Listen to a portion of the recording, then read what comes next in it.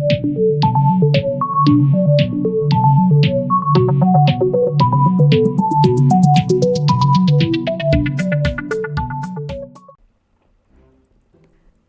Emperor's New Clothes by Hans Christian Andersen. Brought to you by Audiobooks TV.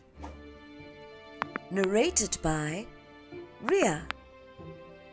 Many years ago, there was an emperor who was very fond of new clothes, that he spent all his money on them. He did not trouble about his soldiers. He did not care to go to the theatre. He only went out when he had the chance to show off his new clothes. He had a different suit for each hour of the day. Most kings could be found sitting in council. It was said of the emperor, "He is sitting in his wardrobe." One day, two fellows calling themselves weavers came to town. They said that they knew how to weave cloth of the most beautiful colours and patterns. The clothes made from this wonderful cloth would be invisible to everyone who was unfit for the job he held or who was very simple in character. These must indeed be splendid clothes, thought the emperor. If I had such a suit, I might at once find out what men in my kingdom are unfit for their jobs. I would be able to tell the wise men from the foolish. This stuff must be woven for me immediately. He gave large sums of money to both the weavers in order that they might begin their work at once. So the two pretend weavers set up two looms. They worked very busily, though in reality they did nothing at all. They asked for the finest silk and the purest gold thread. They put both into their own knapsacks. Then they pretended to work at the empty looms until late at night. "I should like to know how the weavers are getting on with my cloth," said the emperor to himself one day. When he remembered that a simpleton or one unfit for his job would be unable to see the cloth, he began to worry. To be sure, he thought he was safe. However, he would prefer sending somebody else to bring him news about the weavers and their work. All the people in the kingdom had heard of the wonderful cloth. All were eager to learn how wise or how foolish their neighbors might be. "I will send my faithful old wise man to the weavers," said the emperor at last. "He will be able to see how the cloth looks. He is a man of sense. No one can be better for his job than he is." So the faithful old wise man went into the hall where the thieves were working with all their might at the empty looms. "What can be the meaning of this?" thought the old man, opening his eyes very, very wide. "I cannot find the least bit of thread on the looms." However, he did not say his thoughts aloud. The thieves asked him very kindly to be so good as to come near their looms. Then they asked him whether the cloth pleased him. They asked whether the colours were not very beautiful. All the time they were pointing to the empty frames. The poor old wise man looked and looked. He could not see anything on the looms for a very good reason. There was nothing there. "What?" thought he again. "Is it possible that I am a fool? I have never thought so myself. No one must know it now if I am so.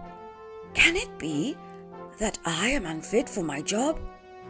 No, the emperor must not know that either. I will never tell that I could not see the stuff." "Well, sir," said one of the weavers, still pretending to work, "you do not say whether the cloth pleases you." Oh, it's excellent," replied the old wise man, looking at the loom through his spectacles. This pattern, the colours, yes, I will tell the emperor without delay how very beautiful I think them." "We shall be much obliged to you," said the thieves. Then they named the many colours and described the pattern of the pretended stuff. The old wise man listened with care to their words so he might repeat them to the emperor.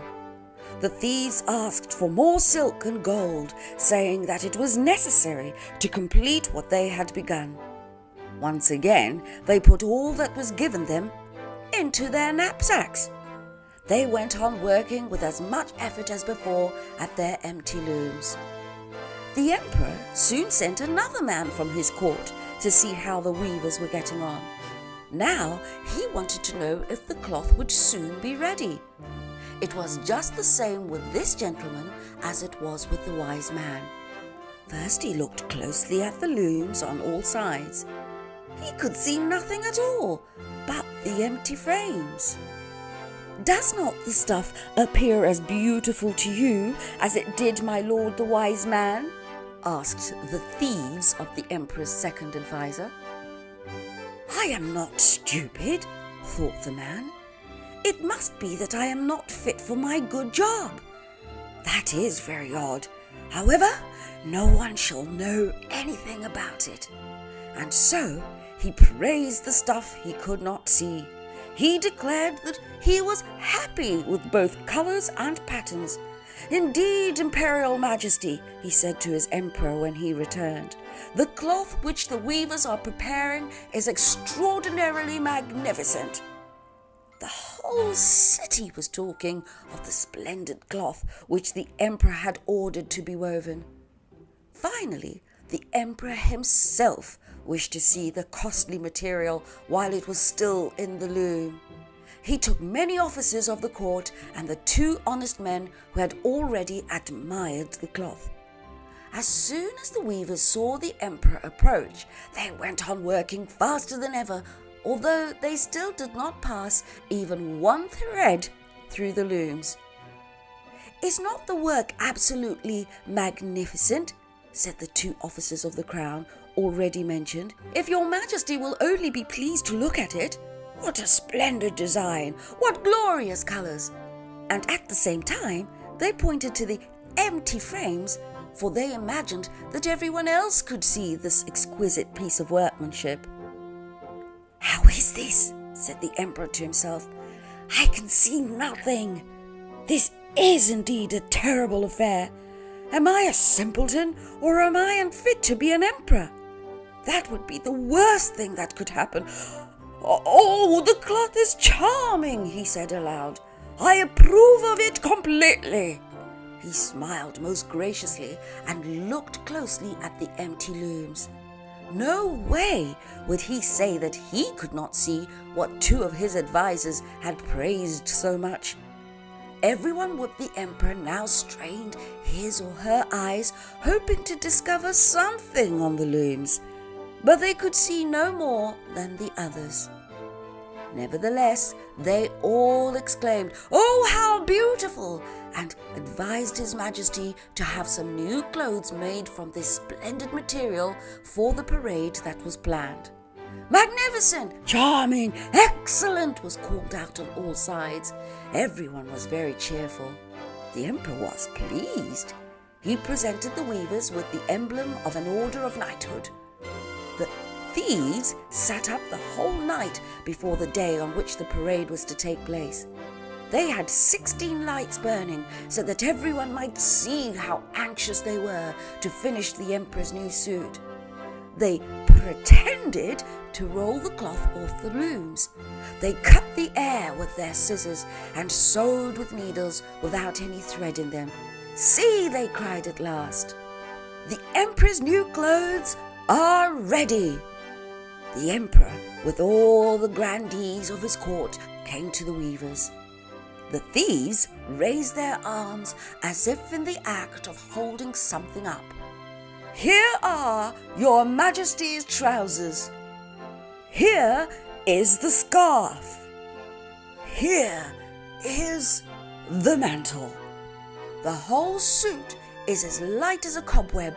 One might fancy one has nothing at all on when dressed in it."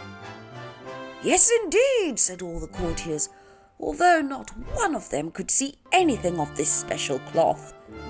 The emperor was undressed for a fitting, and the thieves pretended to array him in his new suit. The emperor turned round and from side to side before the looking-glass. "How splendid His Majesty looks in his new clothes, and how well they fit!" everyone cried out. "What a design! What colours! They are indeed royal robes." "I am quite ready," said the emperor. He appeared to be examining his handsome suit. The lords of the bedchamber, who were to carry His Majesty's train, felt about on the ground as if they were lifting up the ends of the mantle. Then they pretended to be carrying something, for they would by no means want to appear foolish or not fit for their jobs. The emperor walked under his high canopy in the midst of the procession through the streets of his capital. All the people standing by and those at the windows cried out, "Oh, how beautiful are our emperor's new clothes! What a magnificent train there is to the mantle, and how gracefully the scarf hangs!"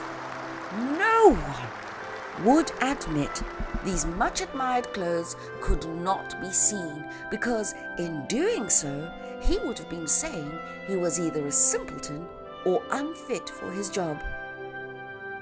"But the emperor has nothing at all on," said a little child. "Listen to the voice of the child," exclaimed his father. What the child had said was whispered from one to another. "But he has nothing at all on," at last cried out all the people. The emperor was upset, for he knew that the people were right.